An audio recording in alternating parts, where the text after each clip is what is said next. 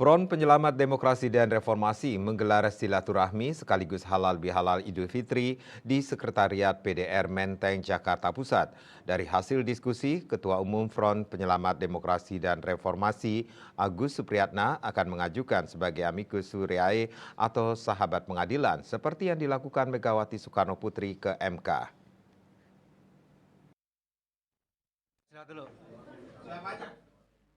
Front Penyelamat Demokrasi dan Reformasi menggelar silaturahmi sekaligus halal bihalal Idul Fitri di Sekretariat FDR Menteng, Jakarta Pusat.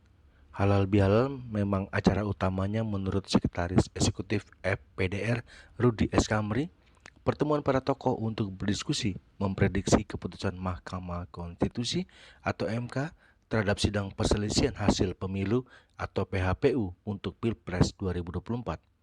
Sementara itu, Ketua Umum FPDR Marsikal Purnawirawan Agus Supriyatna menyebut hasil diskusi menyatakan bahwa pemilu 2024 jadi rusak iklim demokrasi sehat di Indonesia. Mantan Kepala Staf TNI AU itu menuturkan sejumlah pihak mengajukan terhadap pelaksanaan pemilu 2024. Dari situ, Agus mendesak Hakim MK bisa berpikir jernih dalam memutuskan PHPU untuk Pilpres yang diajukan pemohon. Lebih lanjut, Agus Supriyatna akan mengajukan sebagai amicus curiae atau sahabat pengadilan seperti yang dilakukan Megawati Soekarno Putri ke MK. Nah, pada saat pemilu 2024, kita ini hasil diskusi, hasil pemantauan kita segala macam, ini terjadi segala sesuatu yang jelas-jelas merusak demokrasi. Ya, akhirnya diajukanlah ke MK.